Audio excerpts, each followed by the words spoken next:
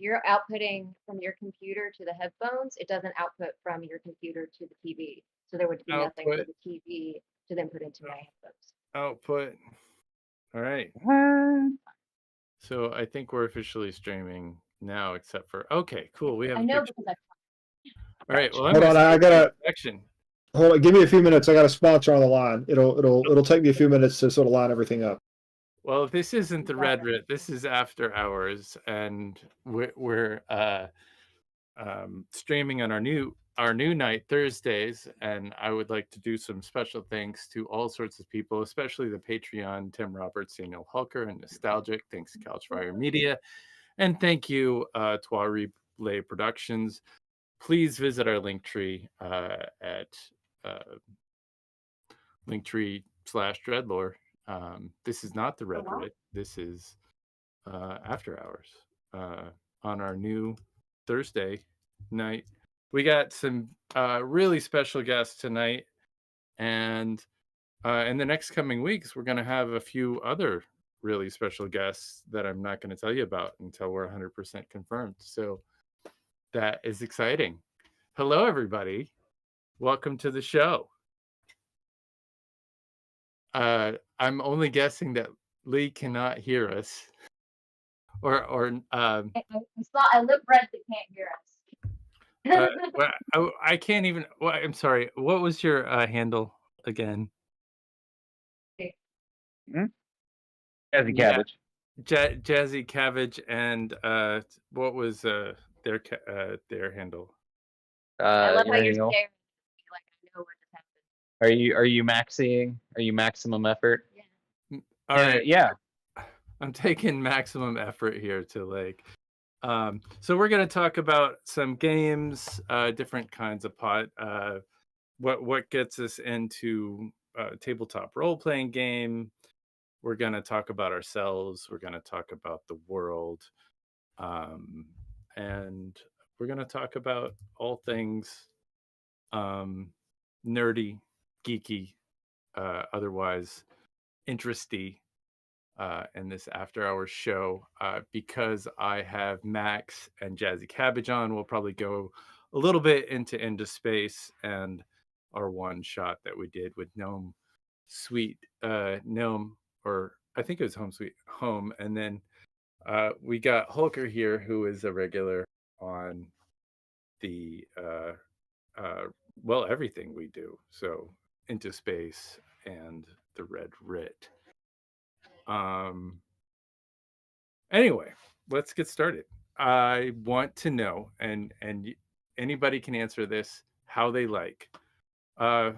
What gets us into gaming? So let's start with you, Hulker. What gets you into gaming? What kind of games do you like? Are you talking about role playing games or? Oh, I jumped. Did you have a sponsor? Well, hold on. I'm not. We're still hashing out the terms. Okay. You're still not quite there yet. All We're right. not there yet. Why don't I ask Jazzy Cabbage and Max what gets them to gaming, what kind of games they're into, and what's going on. So I'll let you continue your sponsorship. Promo. Right. Yeah. Secure those negotiations or whatever it is you do Yeah, in the boardroom. We all want to get paid for this. Yes. So we believe in you. What's going on, Jazzy? Thanks for joining us tonight. Oh, I appreciate you inviting me on. And once Maxxy can actually hear you, I'm sure that he would agree to the sentiment. But in terms of what got me into gaming, it was one of the first things that me and my dad connected on. One of the only things we've ever connected on, really. But in terms of like what got me into like tabletop RPGs and like the community of it was like making friends in the old AOL days with people across the country and the world in some cases, and like being able to interconnect with friends that you may not as easily be able to connect with Sometimes a phone call can be awkward, but it's not as hard to jump in a party and play a game that's distracting you. And the same thing applies to the tabletop. I mean, it's an amazing storytelling tool, and it's a great community builder. It's like you bring people you like and trust around you, and you come up with a story and create the lore and the environment and all this stuff. I don't know. It's pretty damn cool in my opinion. All right, I'm gonna pass off the mic, and I think since I put the question in my answer, I think that Maxxy's got the T. Do it. Yes. And I'm gonna make us public. It's so not people can allowed. actually see Jack, get your shit together. Thank you. Yes. Do it. I wasn't allowed to play video games for my entire childhood. So I would sneak into my brother's bedroom when they were all out working at the wood shop. Which sounds a lot more banjo-y than it actually was. Or maybe it doesn't. It's pretty banjo-y. So when they were working out in the wood shop, I would go in and play like Assassin's Creed. I played all of Fable 2 that way. And then the second I got my own place, I ended up buying a PS3, and I really like gaming because it's something I'm different than you, because I'm not as much of a social gamer, as we didn't have good internet at my house until I was 22. So we had dial-up up until then. And so I don't do a lot of the social gaming, but I like the repetition of it. I use it as like a coping skill a lot of the times, because I can just I've played a lot of Mario games so much that I can beat each level without even looking at it. So I can just hear the music and be completely talking to you and finish the level. Do you play like new Mario, or is it old Mario, or do they still make What? Mario? New Mario or old Mario? Both, all the Mario. There's only a few that I haven't played, and I haven't played the new Super Mario RPG because honestly, I don't like that turn-based in video games. It's just not, except Deltarune. I really like Deltarune, but it's more of it's for the vibe, not for the gameplay, Like an art style, or Yeah, the art style and the plot, because it's based on you beat people with love, essentially. Well, if only it worked like that in real life. Right. For each of the enemies, you have the option to attack, but you can be miss, or tell them something heartfelt, or it's so silly. Nice. But I definitely Super Mario Sunshine is definitely my favorite. That one's on the GameCube. Except for the god awful camera. Is that a relatively new game or an older game? No, it was in 2002, I believe. It was initially meant for the Nintendo 64, but Nintendo hyped up the 64 a little bit too much, and so a lot of those games ended up getting redesigned for the GameCube instead, because they bit off more than they could chew, and Super Mario Sunshine was one of those. And so was Animal Crossing. the games are bigger than the system requirements. Yeah. Wow. Yes. Okay. That's At the time, sounds whatever. like You know what I'm trying to say. a failure in and Yeah. equipment. Well, that's wild. Did you see I think there's a new Mario film. Did you see the film, or I haven't seen the strictly- film. is that an interest to you, or is that I don't know yet, because I've thought about it, and if it's bad, I'm gonna be so mad. have they made a good Mario film?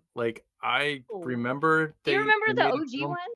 Yeah, a long time ago. Oh yes, I do. I saw that in theaters. You did? Yes. Watching it at my grandma's house. But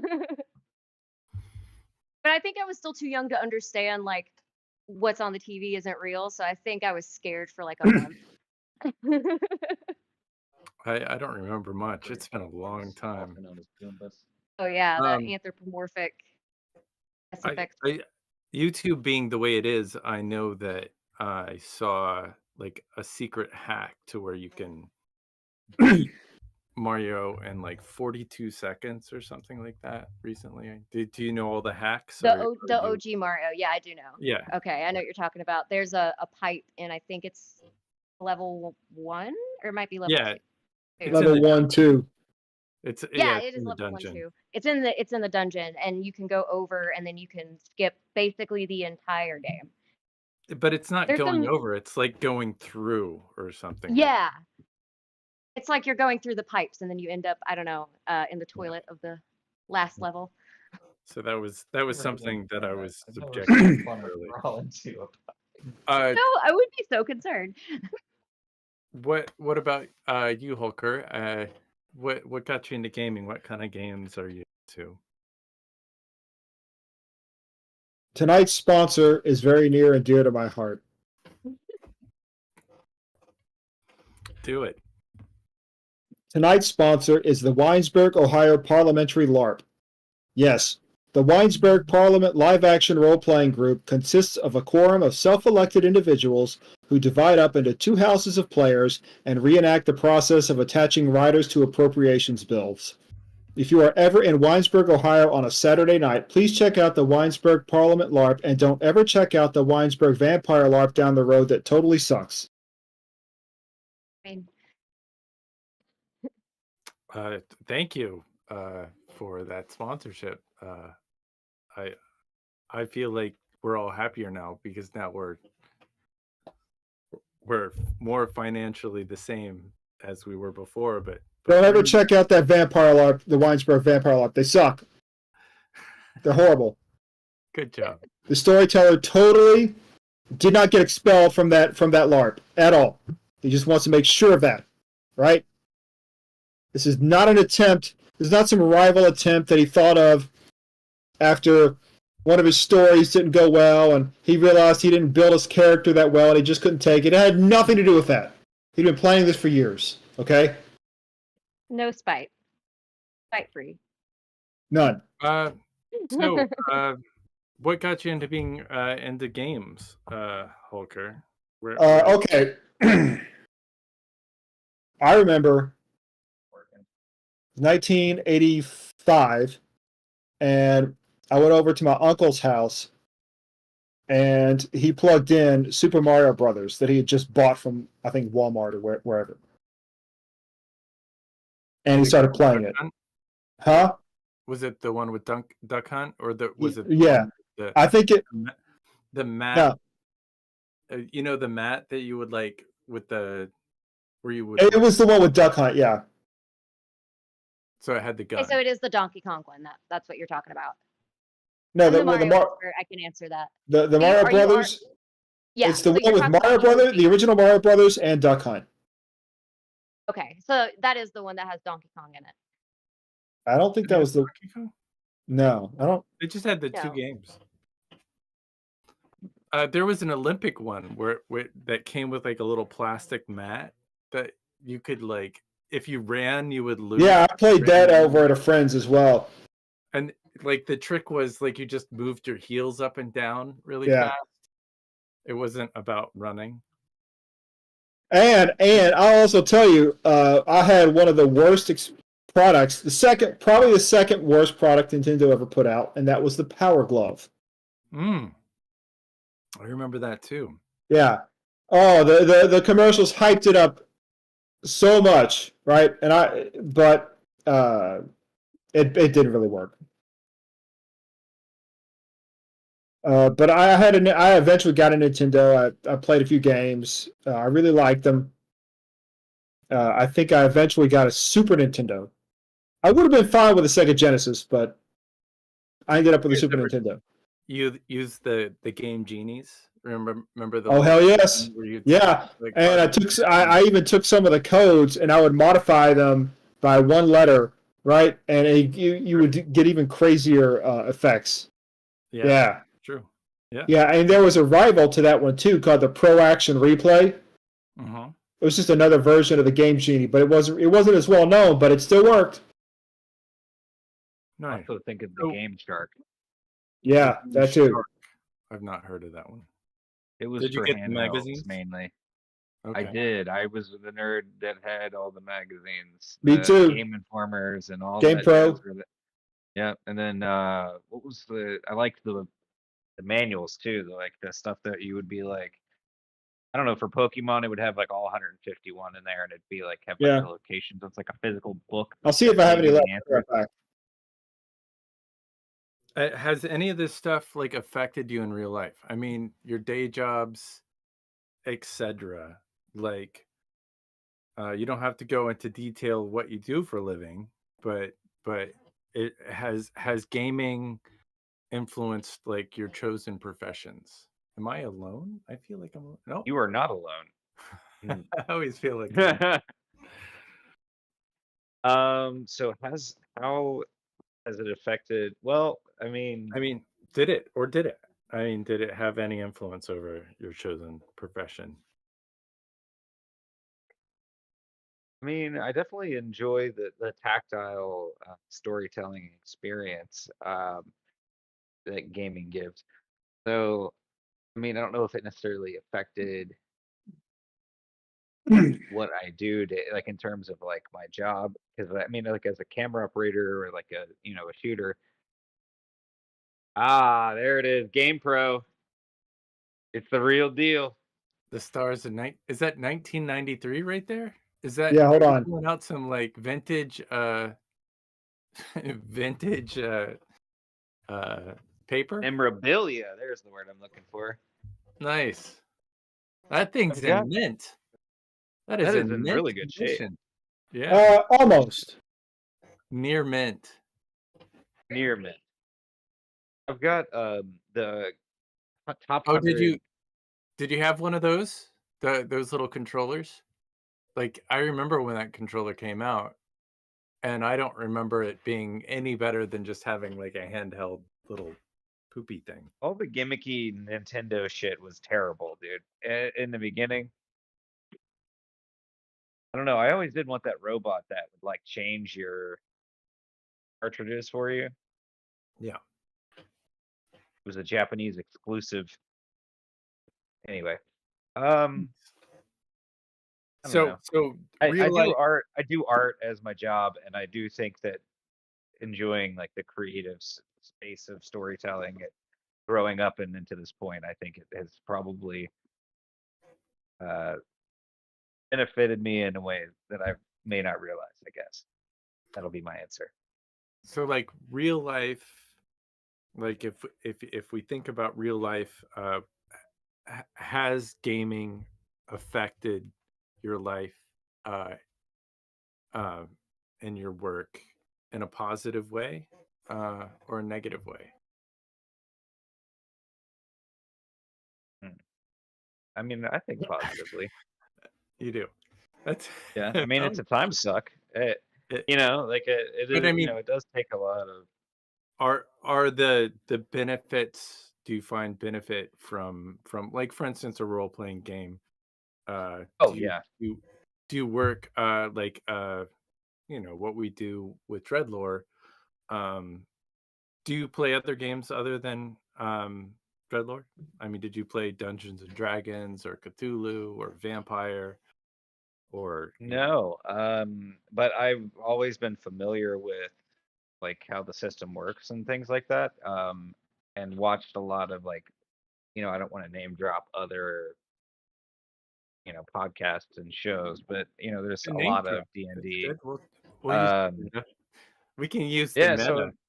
so Let's talk PewDiePie. I Dimension mean, let's get 20, some of his. Critical Role, like all those guys. Yeah. Even there's the Harmon Quest, things like that really kind of showed me, because that's what I was reticent to get into tabletopping, was that I wasn't really sure like if I would be able to stay invested in a turn-based style of like interaction, because I struggle with that in video games. But there's a lot of storytelling elements and things like that that have made a huge difference in my day-to-day life in terms of like being able to improvise and problem solve and like you end up in a lot of shitty situations unintentionally when with the the arbiter, so to speak. Sure. Do you think do you think these games have any kind of therapeutic, like for people who've got PTSD or have are struggling with mental health issues in some way? Yeah, 100%. I mean, it's an outlet. I feel like there's like a spectrum on which that balance has to be good with interaction and integration to society. Like, like and the tabletop is a good way to break yourself out of like that slump of like not being social. It's like a really nice in between space. And a lot of people that I know that struggle with, like, I mean, my struggle, let me rephrase this. I don't want to generalize for other people because I can't speak for their experience. However, like the routine of like showing up, just having a thing to be at is honestly a huge boon when you're struggling or when I'm struggling. And then the ability to like kind of, again, I'll reiterate it, like the fantasy aspect, the being able to be outside of yourself and interact with an environment that's not the one that's giving you problems right now is a really nice escape.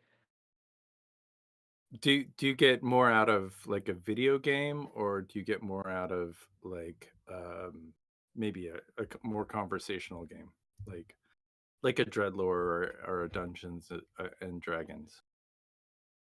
So I think it's a little bit, and it depends. 'Cause I've done other, well, I have played other prototype tabletop indie games, and Mhm. like in their very infancy phases. Or like a And Magic the card game, or like the board games or something like that. hit me with Like, the question one more time. I think I got yeah, lost. I lost the yeah.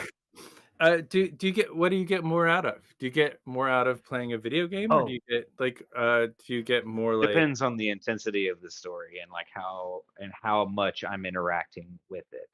So like we've done a couple of good like into space, name dropping. Like that's a pretty immersive universe, and I get into that pretty easily. There's a game on console that I really got into a while back called Greedfall. It had a really good story. It had pretty interesting combat.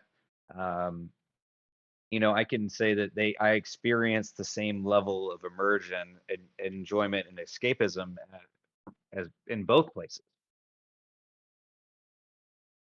and okay. Speaking of escapism, Crowbear. What Oh, is Crowbear?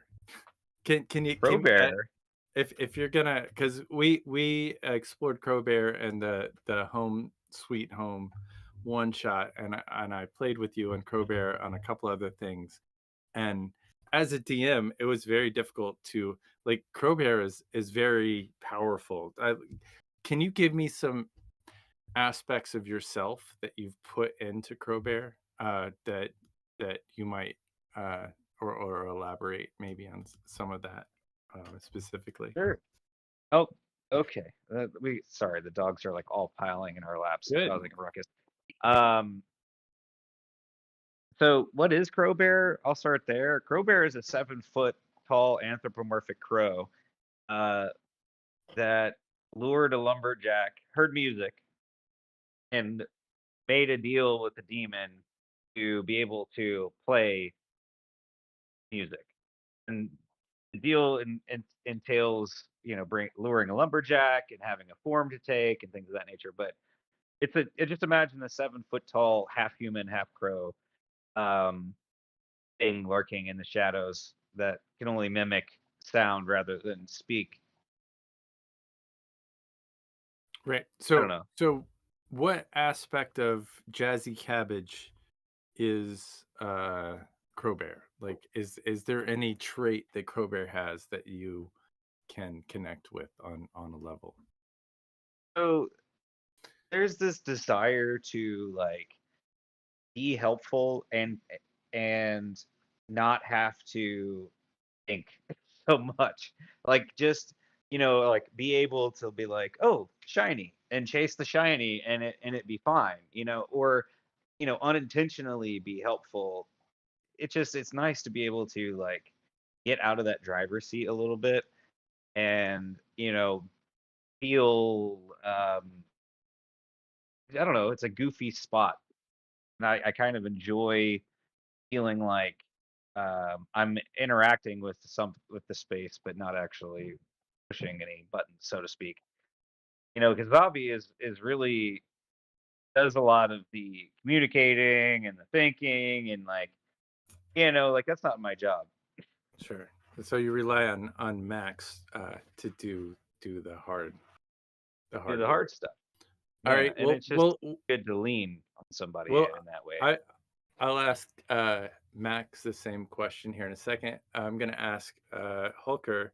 So, out of your characters into space, Mhm. and in the Red Writ, what aspect of Tony or maybe some other characters do you think Hulker lives in? I know we've talked about Tony quite a bit, and I know we've talked about some of your other characters on After Hours, but you yourself, what aspect of and maybe pick one of the characters and kind of give a brief description. I'll start with Tony. Okay, good. So, like Tony, I live in the 80s. But in all seriousness, I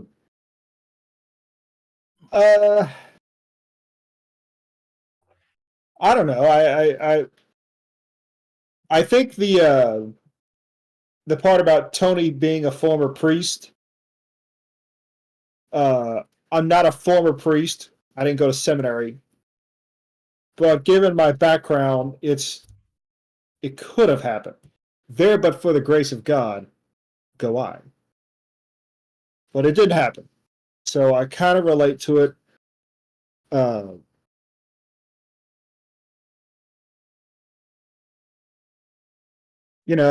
That's probably the big thing that I could think of. That Sure. Why a priest? I mean, what drew you to the cloth, at least to create this character? I mean, I was raised Protestant, and yeah, it would have been that pulpit, but it would have been something similar. I thought about it for a minute. That never happened. And do you ever how do you approach your characters? Do you use them to get things that are going on in your own life? Do you try to express yourself through is there something about No, that?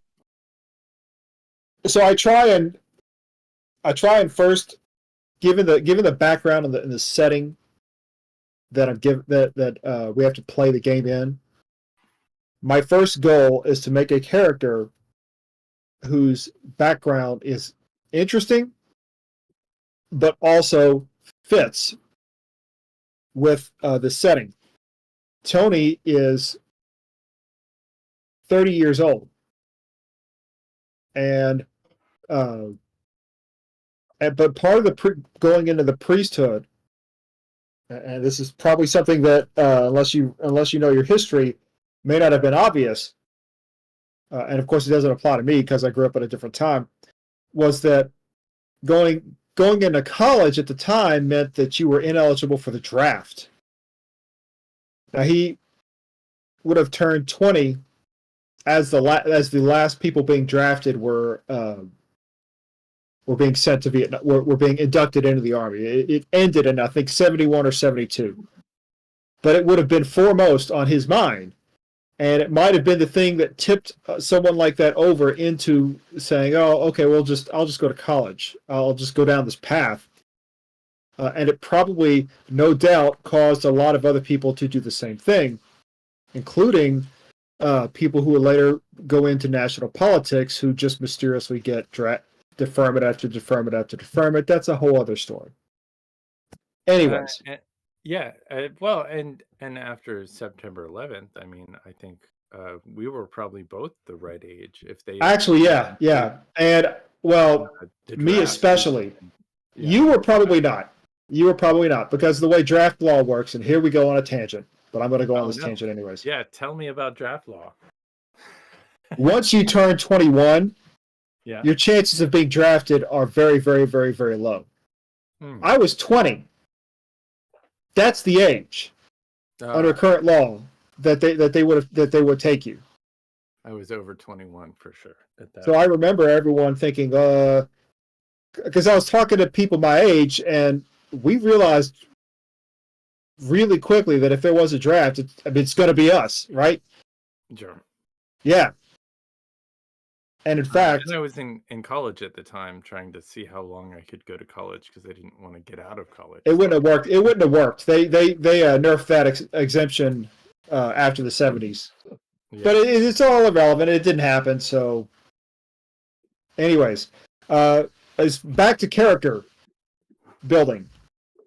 I try and create a character that's interesting, whose background is somewhat unique, somewhat original, and I think Tony's fits that. Fits in with the times, and then I guess I try and wing it from there. Sure. Is Tony a wizard? I mean, or is he magical? That's a good question. I don't know. Yeah. I have not been briefed as such. Yeah. Well, it would be metagaming, I guess, if you told me anyway. Because yeah. All right. Now, does anybody here play any other games? Like what? Actually, I think we kind of went over that. I want to say I spent a couple of years playing a type of game that most people are not aware of. And it's called a multi-user dimension, i.e. a MUD. Has anyone ever played that? Yeah, I played MUDs. You play MUDs? Oh. Like imagine World of Warcraft from the command line. Yeah. That's what it is. But I mean that's it's surprisingly effective as a game once you get into it. Sure. I mean, social media came like the IRC chat rooms, a lot of the what was there was a some kind of dungeon crawl. I'm trying to remember what it was in the 80s that you would go around from room to room, and like it was a game that you were supposed to play, but people just found themselves in like different rooms and they would talk, find themselves talking. It's an IRC chat room turned into a game where a lot of people are playing, and your character can fight other people and can die and come back. It's very much a D&D simulator from DOS or the terminal or command line or what have you. I played it for 2 years. I mean, remember it's pretty fun. IRC being IRC used to seem so advanced. And now we have pictures and videos. It's amazing to have watched the internet, the way it's expanded and what it and it was also the only thing that would work over dial-up reliably. Sure. Dial-up, yeah.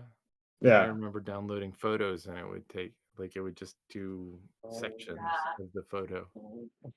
That was exciting. We used to have all right. put dial-up through our in our laptops, but the cord would get jerked out by somebody else who was walking. So you'd be downloading something and then somebody would trip over your cord and fucking.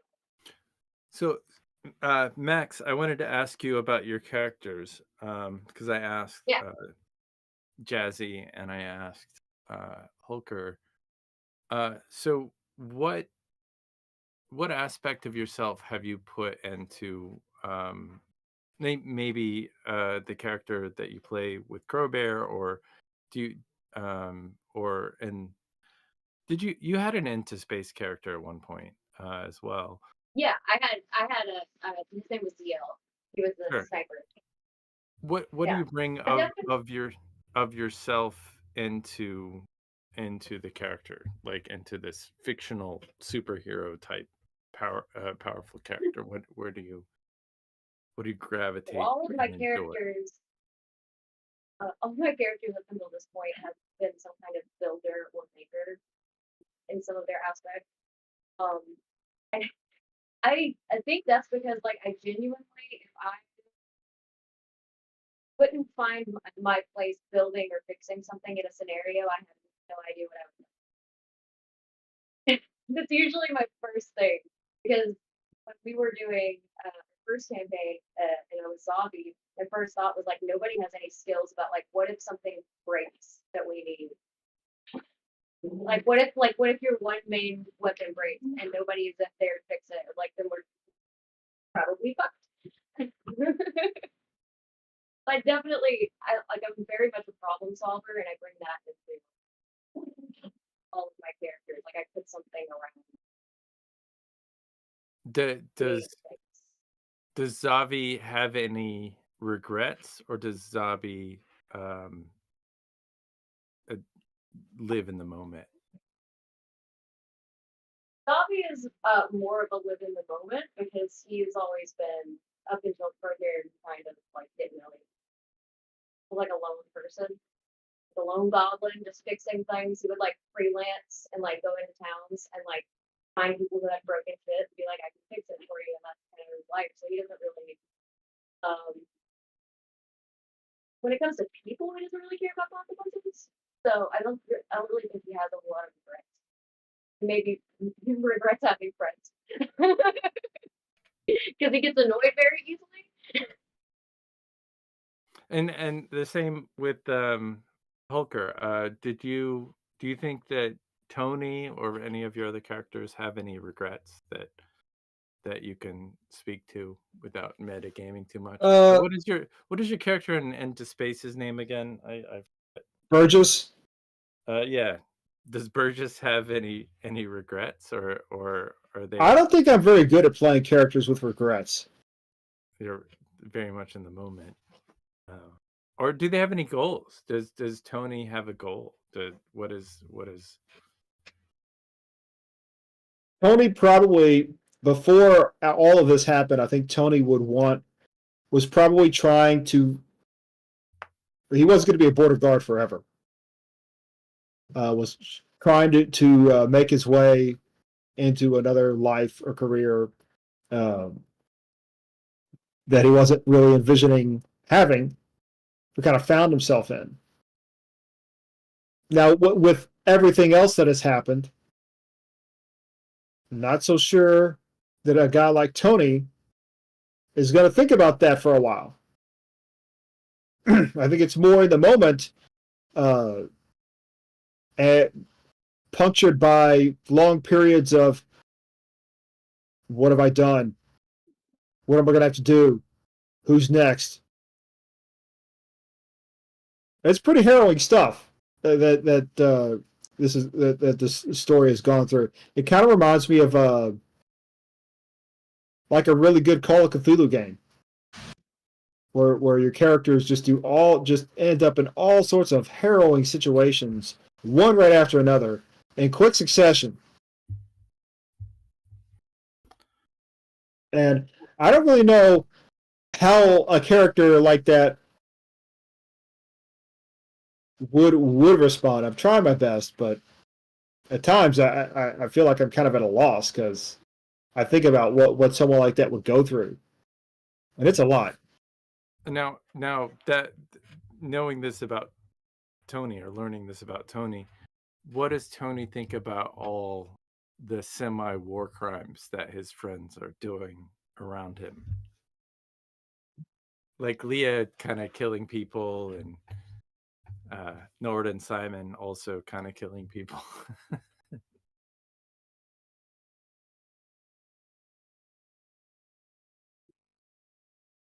So if I said I knew what Tony would think about all of that, then to be honest, I think a character like Tony is thinking about it too much.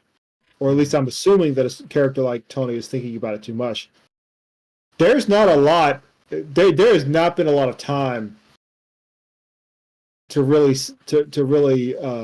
come to terms with what has happened. This is all very much in the moment after moment after moment.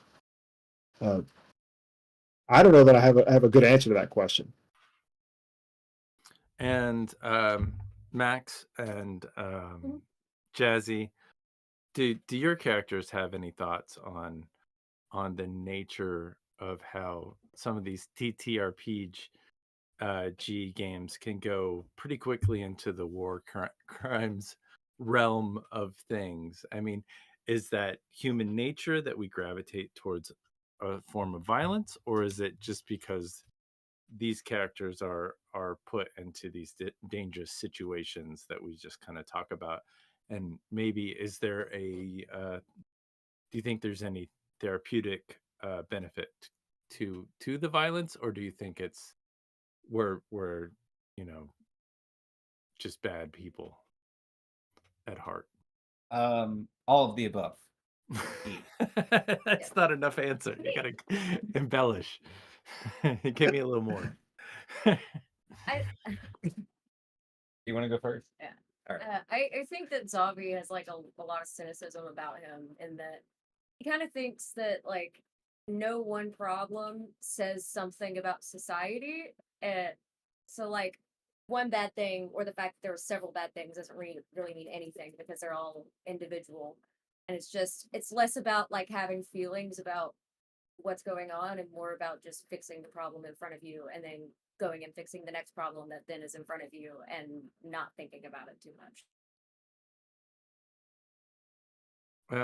Do you think that, like, in daily, you know how like we're subjected to, whether we kind of like it or not, just by going to the store, or going to a bar, or going to a place where we're subjected to it on a regular basis? Do you think that TTRPGs normalize violence, or do you think they allow for a conversation to be had that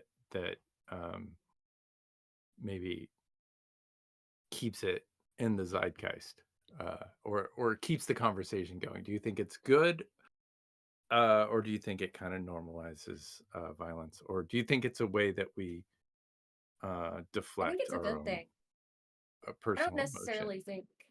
think deflect. I think that one, it's really interesting to see what like a disinhibited version of you would do when there's danger in the way, because we all come into contact with danger, or at a moment when you would have to fight. And so it's interesting to be able to attack that kind of situation without having any real harm. But of course, then you have the emotional harm of what happens to your character. It's the same thing that happened with the whole reason that the corrupted blood thing that happened in World of Warcraft became epidemiological research, was because they made the argument that a lot of people have put so much work into their characters that they had the same emotional attachment to them that they would have to themselves. I have no idea what that is. So can you expand on the? You want to cliff I notes? really don't. This I don't sounds know really what interesting. of- I want to hear Yeah. more. I want to hear the story. Cool. So let Maxxy do a cliff notes on what he's talking about, because it's super fascinating, and it honestly really does a good job of answering your question in a unintentionally good way, but without generalizing for gamers. If that makes any sense at all? Yeah, say it. Let's hear it. So hit it. So there's this thing called the corrupted blood incident in World of Warcraft. It's Blizzard made a virus that was supposed to attack in a specific area in World of Warcraft. That is not what happened. The code went haywire, and it infected everything. And once you were infected, you would keep auto dying, and there was no way to save your character. So a character that you put a lot of money into, a lot of time into, was not recoverable. And it took them, I don't remember how long it took them to fix it, but it was enough that it became a part of the World of Warcraft like culture for a little bit. And then epidemiologists came in, because this is a pandemic in a virtual world, and we can see what happens. And what happened was a lot of things. One of the things was that people tried to craft their own remedies. You remember COVID, when people were trying to drink bleach and take Yeah, bleach. ivermectin? Yeah, I remember. Yeah, I don't literally the know what those things- epidemiologists that did the research paper Little on corrupted horse. blood. Yeah. people called them and they were like, "What do we do?" And they were like, "We told you. We wrote this paper years ago. We said this was going to happen, and we were right. I don't know what to tell you." And people would use it as a weapon as well. They would go infect other people. And then there were a lot of people that would go in and help each other.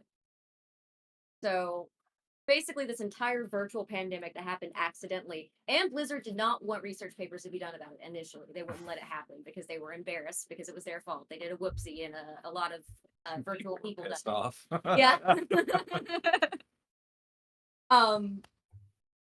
But it was a really cool way to see how pandemics actually work. And I think the same about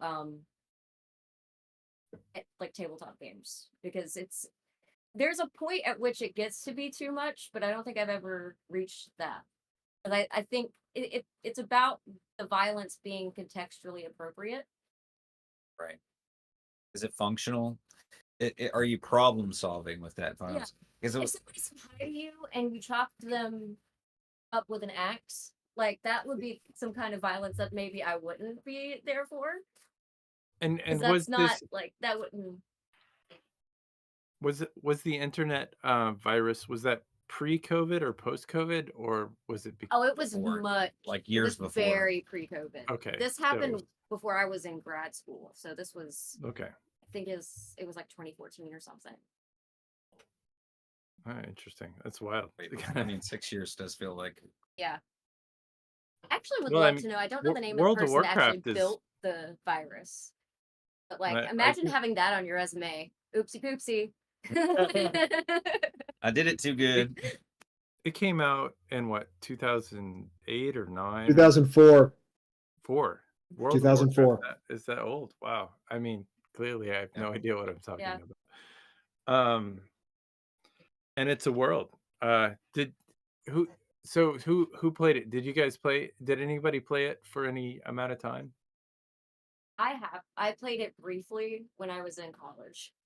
So my dad was into a game called Asheron's Call, which was also like at the same time frame that World of Warcraft came out.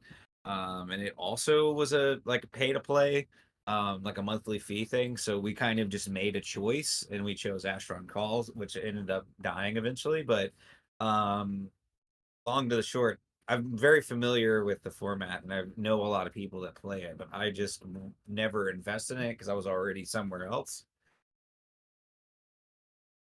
But I thought about getting into it in the next couple of I've got a PC now. I've thought about it. I have friends that play it. It was a big Yeah. decision. But it's a huge It's a- commitment. it's a- There's a it's a monthly time- fee involved. And There's like, time. do you want to would you rather make a film, or would you rather play World of Warcraft, or is that the same thing? If you're immersed Well, in and it's a this skill world, that you have to keep up. yeah, It's not just something that you can just do randomly. It's a sure. I Personally, had I'd rather make a trilogy. Indeed. I had Saga. a colleague in grad school that during one of our classes, he admitted to everyone, including our professor, that he and his boyfriend got so into World of Warcraft at one point that they had separate computers like opposite each other, and they would sit in one seat and have sex while playing World of Warcraft Wow. because they didn't That want to is stop to have sex. I didn't That's I didn't know, intense. I didn't know that was Yeah, I didn't know possible. it got that intense. Oh, I won't explain it because And- he did and does it- definitely right in the middle of social psychology. Do you think fornication, during gameplay, on a video game, do you think that affects negatively or positively your game playing experience, and or does it take away from the experience of actually Oh, the that's a good question.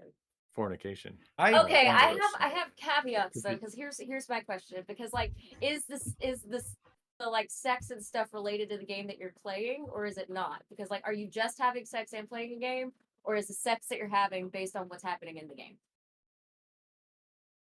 Well, I mean, that's tough to say. It's World of Warcraft, so I mean, I don't Yeah. know Hey, a Jack. whole Well, I lot mean, about. do you play it like I don't know, kind of like strip poker? Like if this happens in the game, instead of if this happens in the game, take drink. if this Yeah. happens in the game, you do the sexual thing. Because I think Well, that that- would make you more into the game. I mean, You that's a would lot be different. extremely goal oriented. I mean, that's a lot different. I mean, if it's a turn-based strategy game, like, is the difference than a world crawl game, I would imagine, as well. So if you're playing Civilization, and doing It's hilarious. a sexual, having sex, I would imagine that, or playing chess, or doing something that's Now- turn-based. Now I'm maybe that would I'm have. picturing. You guys know the bit of that guy that in World of Warcraft he leveled his character up all the way only by picking flowers. Oh, wild. That sounds like Yeah, like an exercise in tediousness. Or I know. OCD. It took him so many years. He literally Yeah. just like for hours just picking flowers. I You know, there what is he's an doing when he's opportunity on World of cost. Warcraft. yeah, right. Is the juice worth the squeeze? Yeah, we listened to that story on Dear Hank and John, and their argument was, at what point is committing to the bit too much? Like, where's the line with the bit? Well, that leads me to a complete another question. Okay, what media are we listening to that is related to what we're doing? Hank and John, I know nothing about them. Who are Hank and John? So Hank They are the and- Green Brothers. They are the Green Brothers. Hank is the science one. So they both started Complexly, which is a nonprofit that distributes education materials to schools. You might see mental floss, a lot of the mental floss videos. Okay.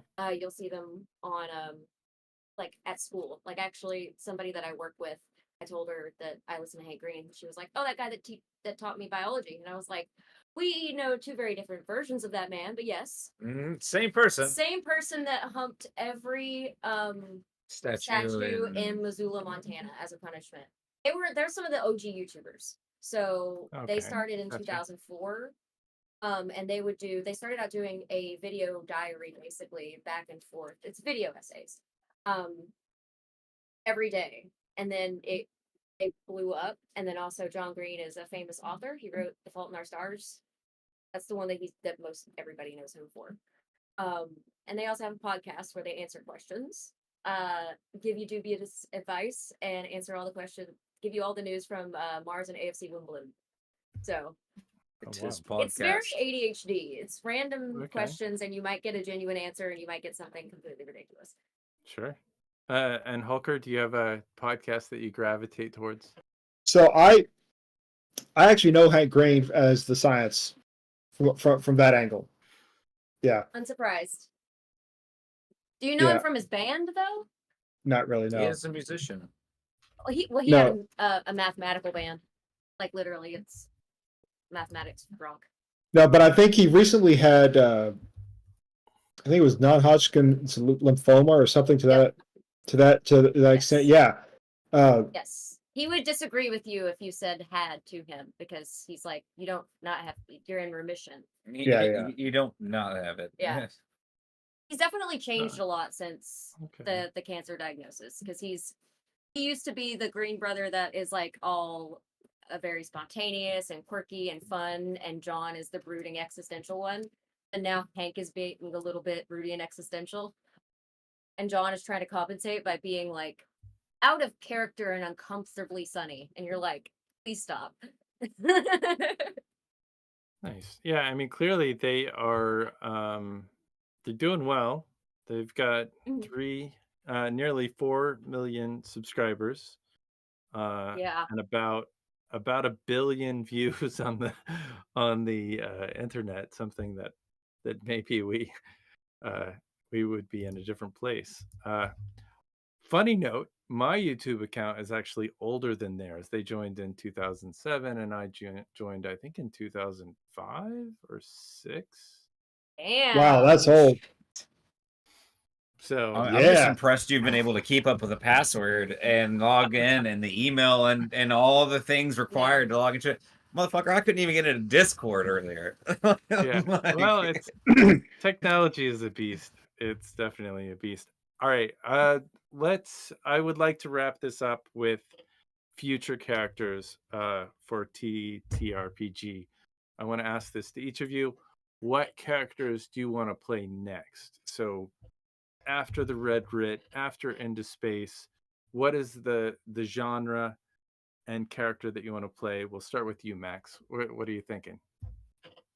I definitely want to play something more combat-y than I have because I think I've stayed in my comfort zone because in real life I am the person that fixes things, and in the game I'm the person that fixes things. So I was thinking maybe a paladin, but I'm not Oh sure wow, yet.